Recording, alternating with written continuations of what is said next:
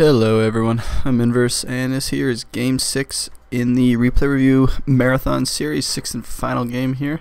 This one's going to be a Wehrmacht versus Brits game on Sturzdorf with our good friend Extreme, who was actually our Wehrmacht versus Brits player last game. Gonna see if we have any sort of different play from him this game. Just gonna try to take a look more so at the matchup and less so at the specifics of his play, since I really don't feel like checking out the specifics really did us too much good, at least last game. Just gonna try to give a bit of an overview.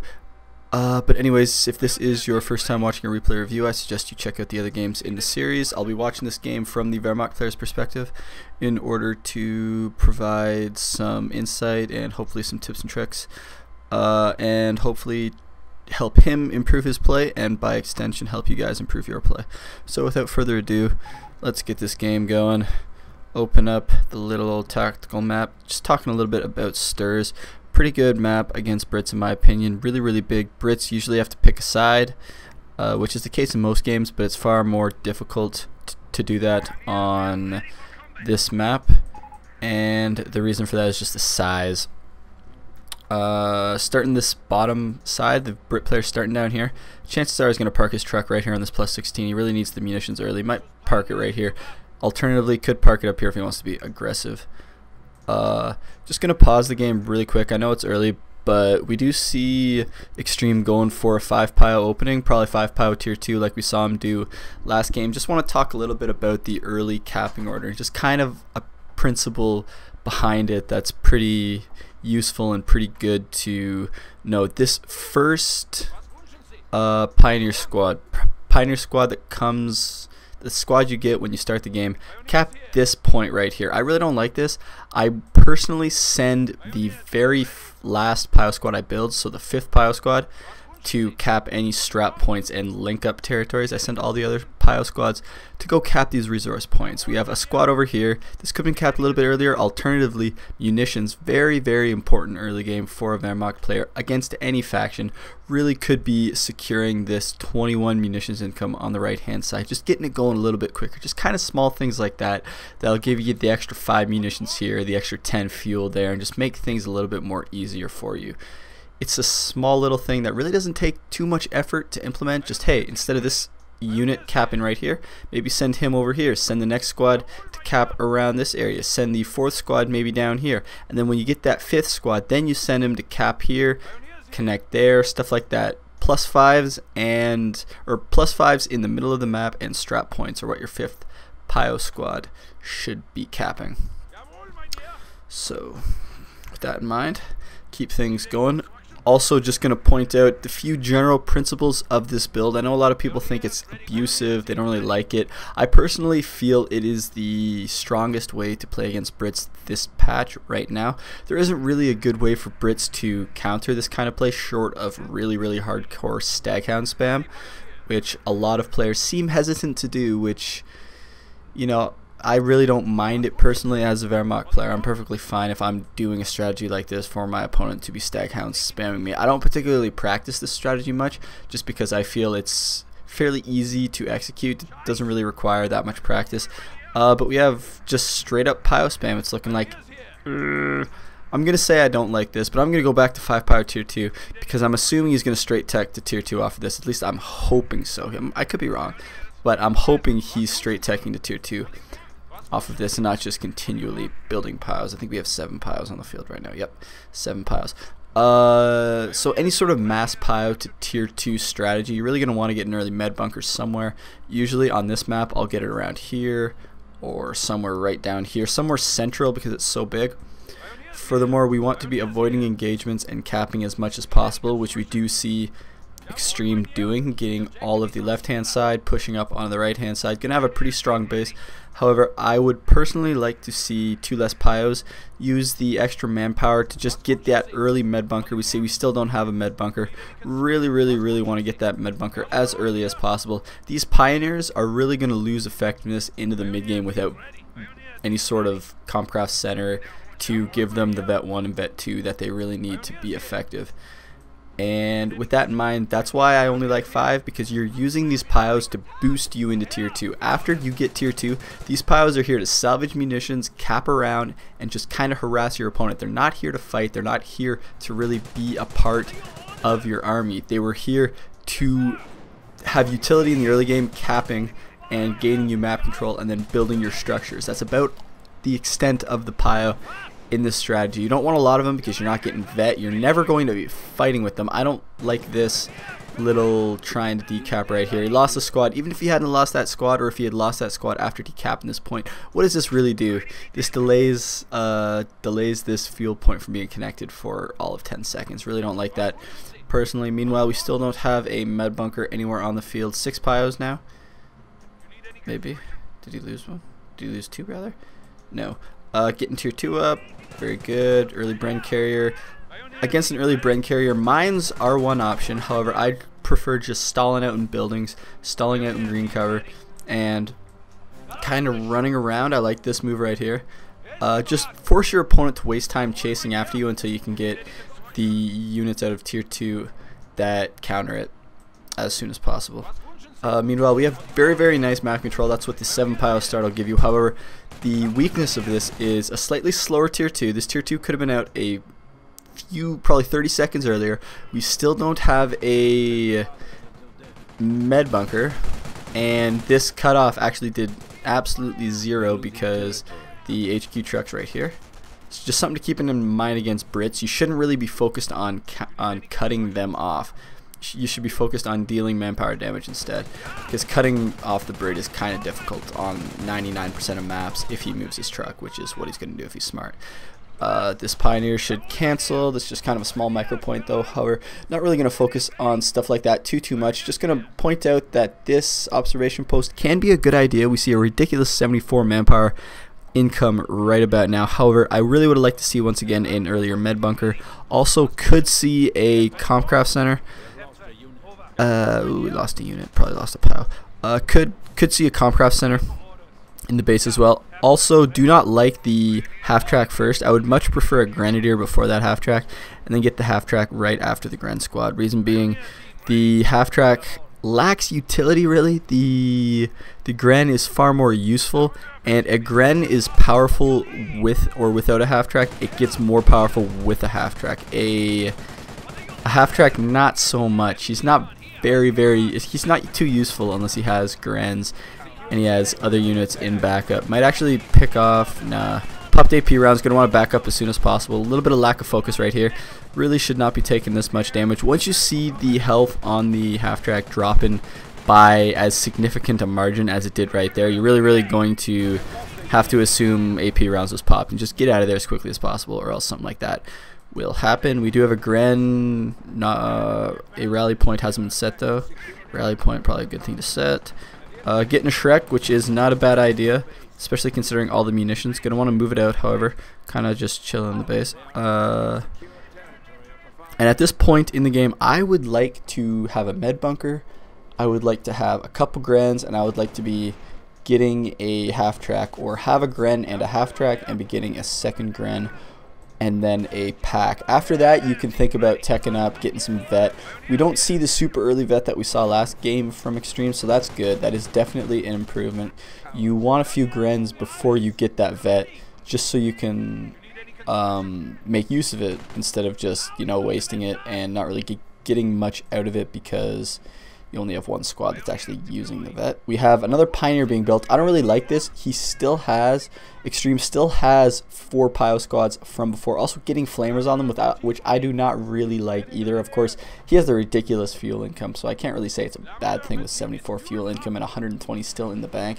So I'm going to kind of take that one back. However, I will say I do not like the extra built Pio squad. Reason being, these Pios are not really around to be fighting, and they're not really around to be dealing damage. They're here to build stuff, and they're here to repair and salvage stuff. Aside from that, you really do not need your Pioneers for much else.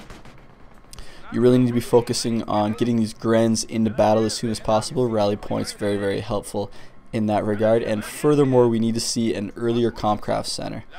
It's really important with this strategy. Once you have 2 Grens on the field, get that Comcraft center up. Even if you don't use it right away, it's a very small investment. And if you have an idle Pio squad in the base like this and all the manpower that we have right now, really good just to get that up so you can get the vet flowing as soon as you need it. Furthermore, idle Krieg barracks and over 300 manpower definitely should be producing something. Gonna want to pack sooner rather than later, not only just for this Bren, but for any sort of Stuart tech that we do see potentially. It's a common follow-up to a Bren carrier opening against this strategy, and if your opponent can manage to get a good canister shot off on you, and you do not have a pack in a favorable and you do not have a pack in a favorable position, there we go, a favorable position, you're going to be in a lot of trouble. Still not seeing anything built out of there. We do have the Comcraft Center and Vet 1 coming up, so that's good. However, we can be building another Gren or a pack or something like that out of the Krieg barracks. Always want to be building something with the manpower you've got. Once you hit 300 with the strat, you want to be building something, preferably a Grens. We got a pack right there, that's perfectly fine as well. We see these static emplacements. Static emplacements for a Brit player, they can be difficult for less experienced Wehrmacht players to deal with. What you really want to be doing is just playing normally, massing up Grens. If you are aggressive, he will not gain the map control needed to actually put his emplacements down. So playing aggressively to begin with, a little bit too much passive play by Soul Messiah, or not Soul Messiah, Extreme. A little bit too much passive play by Extreme in this game. I'd like to see, moving over here, capping this point down here, forcing your opponent to react to you. Even if you go to try to cap a point and you can't cap it because there's a Tommy there, or there's a Bren there, or there's an MG emplacement there, at least you're trying and you're forcing your opponent to react to you and move around as much as possible. That's what you want to be doing in a situation such as this one. Right idea, flanking around, trying to take out this MG emplacement, definitely going to end well for Extreme and poorly for the Brit player. However, I would like to see this pack move out a little bit, and I would like to see, not tier 3, definitely do not want to see tier 3 in this situation. I want to see another Gren and eventually Vet 2. Not yet. I'd like to see one more Gren before we get tier 2, but or Vet 2 rather, but I'd like to see a third Gren and then Vet 2 before we even think about teching at all. The reason being, we've invested so much right now into the tier 2 tech. We have Vet 1 to support coming up and then Vet 2 to infantry. I'd like to see an earlier Gren come out before we get that Vet 2. Aside from that, no real point in teching, especially against this. This Cromwell right here essentially negates any sort of tier 3 that you can possibly be doing. Oh, that really hurts. Just kind of a small micro point on this regard. If you see your opponent trying to crush your infantry with a tank, just retreat. He cannot crush you if you're retreating. He can, however, crush you if you try to run around, which is what happened right there. And this Gren's probably going to get out of there, which is nice, but a little bit lucky. And meanwhile, we have tech right now, but we do not have many units. We have nothing really that counters that Cromwell aside from this one pack, which isn't positioned very well. We have a Brit player with map control despite building emplacements, which really should not happen. Should be a little bit more aggressive. Even if your pack isn't shooting the Stuart, it could be shooting this MG emplacement. You could be flanking around from a few sides. Of course, losing that one Gren gonna make that a little bit more difficult. However, this tier 3, I really do not like this. Reason being, the Cromwell completely counters it. As I said before, the Puma cannot do much to the Cromwell, even upgun against a Stuart. If your opponent's going Stuarts, yeah, great, tier 3, going to be really good, because the Puma can counter the Stuart fairly well with the upgun. It can also, with the Stug in tier 3, counter a lot of Wehrmacht heavier tanks. But after the Stuart comes out, if your opponent's straight teching to tier 3 and he has Shermans out before you have tier 3 up, really no point in getting the tier 3 up for yourself. We saw a pile go down right here. Really have to pay attention when you're planting mines. If you hear the unit under attack, warning, something like that, just mouse over, instantly retreat it. It's not really worth it trying to finish a cap on something like that. Meanwhile, back in the base, we are going to see what Extreme decides to build first out of the Sturm Armory. Probably a Stug. Definitely not a bad idea. However, at this point in the game, I would like to see, as I've said, more Grens, more vet. If you're going to go for early vet 2, don't transition. Excuse me. Do not transition out of it as quickly as Extreme is doing in this situation. We have a Puma out, which could work. I mean, I'm not saying it's going to be completely useless, but if we look at the units, we have 1 Gren, 1 Pio, 1 Pack. So I guess in this situation, whatever Extreme builds, he's kind of going to be behind.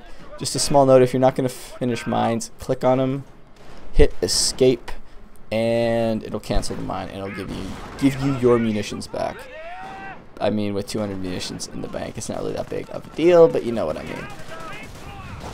Meanwhile, we do have another assault in the middle.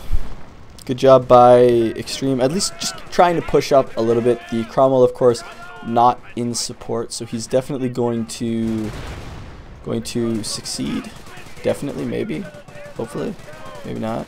Once the Puma gets here, he dropped another Shrek. This is why you do not double stack like Shreks and stuff on Gren squads, because they drop them extremely easily. And I know this was probably dropped over here, and he wanted to pick it up so that the Brit wouldn't have it for himself, but it's still very, very, very, very dangerous.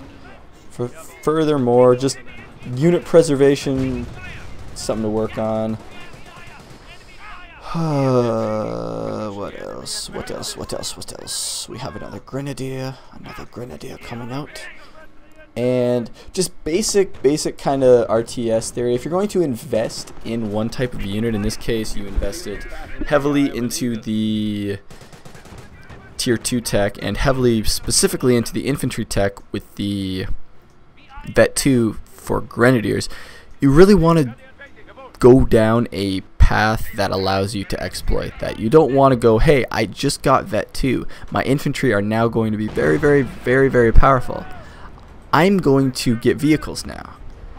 And vehicles, of course, are completely different vet route. They cost more just in terms of vet, because you have to be purchasing it out from start now. You don't have any vet, whereas you already have the vet 2 for the infantry on the field. And furthermore, your opponent has the counter to your tier 3 units and your tier 3 vehicles in the form of the Cromwell, and of course any Piats he decides to build, anything like that. So at this point, the Brit player in a fairly commanding position, getting a Stug out now. However, map control, if you're looking at the tactical map right now, very, very good for the Brit player. Has pretty much everything he needs at this point in the game. Going to be feeling really, really comfortable.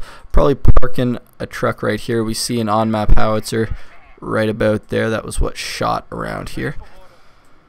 And at this point, just kind of lost too many Pio squads. Pio squads, you don't need them necessarily, but they're very, very nice to have in situations such as this, where you can be running around and capping squads. I do think, however, Extreme's a little bit wary of capping on this right-hand side, thanks to this MG emplacement right there. However, on the left-hand side, we see a ridiculous amount of emplacements, and really, really nothing that Soul Messiah could do. Kind of difficult to comment on what he could be doing at this point in the game, since the actions that got him to this point in the game are far more interesting to analyze and just kind of comment on. Avoidance, far better style of learning from your games than figuring out, hey, I'm in this terrible position, how do I get out of it? You want to think, how can I'm kind of looking at nothing, this isn't very exciting. How can I not get into this position in the first place? That should be your focus. You shouldn't be getting yourself into terrible positions and then trying to figure out how to work your way out of it. It should be the other way around. Keeping yourself away from those terrible positions just makes things far, far easier for you. So we have defensive because there's no reason to go defensive, really. To be fair, nothing else will really make too much of a difference at this point in the game. Just kind of small things. This pack isn't doing anything over here. Might as well move them up.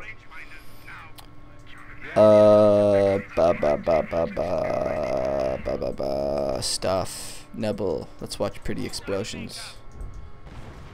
Already more pretty explosions. Cute stuff, artillery. British artillery is so terrible. It's either easy to dodge, or you don't dodge it and it still misses you. It's kind of awesome. It's like, hey, I'm going to counter Gren spam with artillery. Wait a minute. My artillery either hits in one spot or hits absolutely nothing. It's a kind of nebulous position for the Brit player. I'm just going to fast forward through this game. Kind of a slower one. A bit of, I think, extremes around a level 9. This Brit player probably around the same, but you know, different strokes for different folks. Definitely, hopefully at least, help out some of you lower level Wehrmacht players struggling a little bit against Brits. Brits can be difficult if you don't really know how to deal with them. It's definitely a different style of play to play against a Brit rather than playing against an American player. You have to be far more aggressive against Brits. We do have a Cromwell dying right there, but this bunker, med bunker, maybe, probably, far too late. However, gonna lose it to this Cromwell for sure. But yeah, definitely have to think not the same, differently. There we go. You got to think differently when you're playing against Brits as opposed to playing against Americans. Americans, they come to you. You got to be really passive. Brits, on the other hand, they're not going to come to you. They're perfectly happy. Oh, that was a funny mine. Thank you for that extreme. That made my day. But yeah, Brits, they're perfectly content sitting back and letting them have like half the map, something like that. Perfectly fine with a Brit player just because of the trucks acting as mobile observation posts. So you really have to be applying pressure, and not applying pressure to this right hand side made it really difficult for Extreme to do much of anything really in this game. Top that off with losing a lot of squads, losing all of his piles essentially. Built about 10 piles this game, lost them all, and didn't get that early med bunker. Early med bunker essential to any sort of infantry heavy strategy, which this definitely is. And what else? 7 piles. I'd cut it off at 5 personally. You can experiment with more, see what works with you. I just find 5 to be the most versatile and the best really option when you're doing some kind of strat such as this one. And wow, that was awesome. That hit this and still killed this. See, that's what I mean. See, look at that. These 2 shells landed in like the same spot. It's like, how easy is that to dodge? It's like, hey guys, look at that 3rd shell, 3 of 4 right here. It's like, hey guys, don't stand here. This is a bad spot to stand. I was gonna say something profound and deep, but I don't remember it. Something about, oh yeah, if you're going to invest in one kind of tech, don't switch around until that tech has really given you some benefits. So in this case, we had Vet 2, and the moment Vet 2 was done, we had, yay, BM, woo, offensive GG, Extreme, just such a nice guy though. GG and back. I definitely wouldn't have GG'd in that situation. But anyways, if you're going to invest in some sort of tech, say investing in the Vet 2 on the infantry, wait until this pays off a little bit. Wait until you actually get a little bit of damage done with the Vet 2, and then transition if you feel you need to. Don't get Vet 2 and then instantly like, hey, instead of building more Grens in order to take advantage of this newly found infantry strength that I have, I'm going to switch up and I'm going to get some sort of vehicle tech, get some sort of tier 3 tech, which I don't really feel too comfortable with. But yeah, I think that's about all I've got.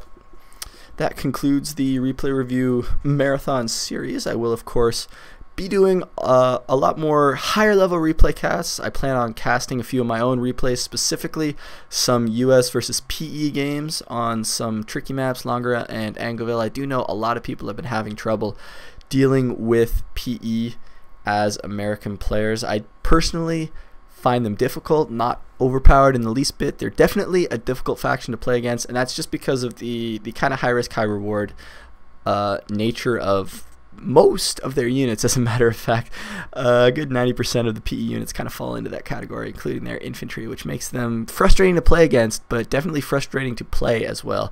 And there are some weaknesses in that play that definitely can be exploited with a little bit of creative play and a little bit of creative thinking. Furthermore, I will be doing probably some more replay reviews such as this and probably going to be posting a few more prepared and kind of more planned out replay and strategy oriented build order guides, stuff like that, analyzing a couple replays from a couple different players using different variations of the same basic strategy. Probably going to start with the Volks Sniper MG style of Wehrmacht play, go on to maybe just some standard American play, stuff like that. Just see how different players react to different situations with the same build, and hopefully we can learn a little bit of something about just how these builds function and how they work in the general metagame.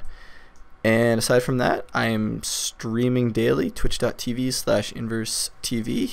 Link found in the bottom right hand side of your screen right there. Follow me on Twitter, where you can find updates on when I'm streaming, when I'm posting videos, random stuff like that. Of course, subscribe to me on YouTube if you like what you see. And thank you for watching, guys. Let me know if you have any questions, comments, concerns, stuff like that. See you guys around.